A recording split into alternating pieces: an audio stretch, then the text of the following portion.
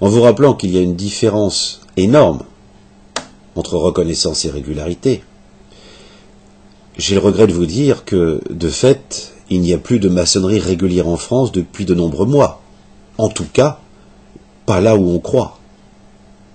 Il y a un French bordel, composé d'environ 70 groupuscules hurluberlus, pour la plupart en tout cas, et d'une dizaine de majors, dont le numéro 2 en effectif, la GNF, travaille contre ces loges, mais pour les abonnements dans les grands hôtels de certains apparatchiks, leurs avions première classe, leurs ambassades byzantines, leurs armées Playmobil habillées en dindons, composées, hélas, pour une partie, d'une certaine quantité d'ignards cyniques, d'imbéciles flattés par des médailles que rien ne leur a méritées, et de ces reptiles à réseau à qui l'antimaçonnisme doit tant.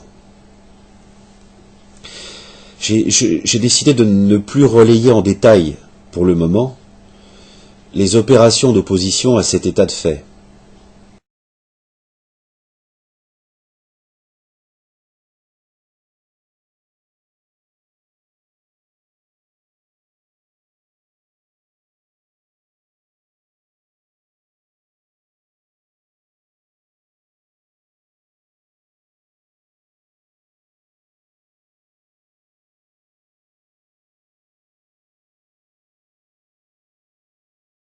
Bonjour ou bonsoir, c'est Jean Solis.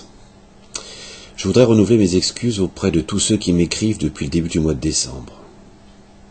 Vous avez été en effet visiter mon site à l'occasion de la narration des événements sérieux qui secouent la GNF plus de 42 000 fois. Et vous avez téléchargé des documents essentiels sur la sédition et émanant du parti de Stéphanie près de 10 000 fois. Ceci a engendré naturellement un grand nombre d'emails à mon attention. 4500 pour être à peu près précis. Témoignages, documents originaux ou copies, démissions, paroles de désespoir, j'ai bien reçu tout cela et tout a été lu. J'ai répondu à ce que j'ai pu, avec beaucoup de lenteur, car mon train de vie fort modeste, au regard du coût de mon appartement avenue de Wagram, me conduit à travailler énormément. Mais de quoi je me mêle, puisque j'ai quitté la GNF. Je n'ai plus rien à voir avec tout ça. Je suis un ringard.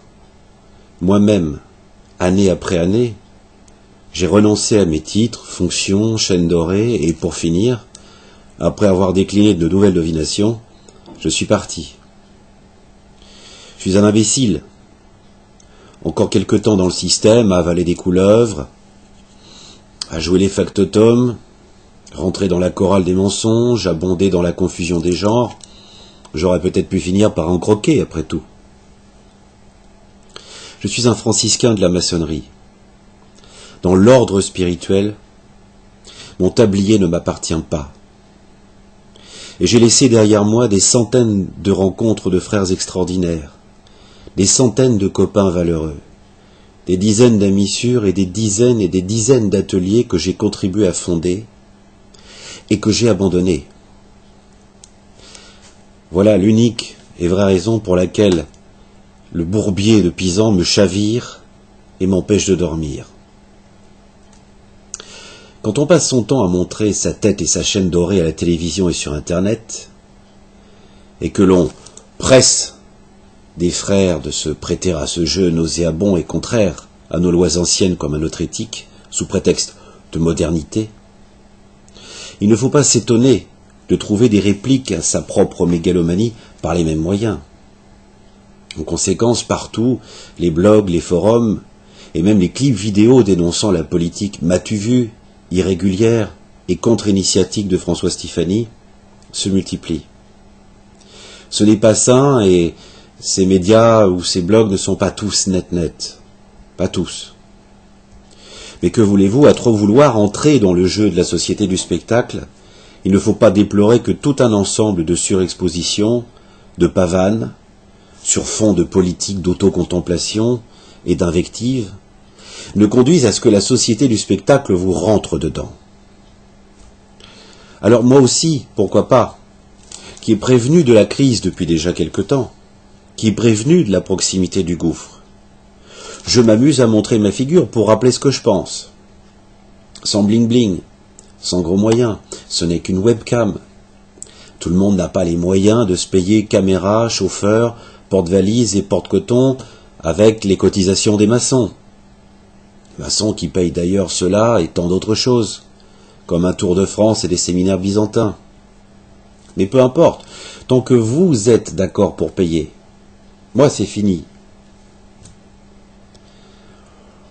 Quelqu'un pourrait-il faire une enquête véritablement sérieuse, dont les résultats seraient accessibles à la compréhension de chacun, pour savoir ce que financent exactement les 400 € moyens de cotisation, la part de ce qui va aux locaux maçonniques, rituels, et à leurs accessoires nécessaires d'hygiène et de convivialité, et ce qui va au reste, et quel reste.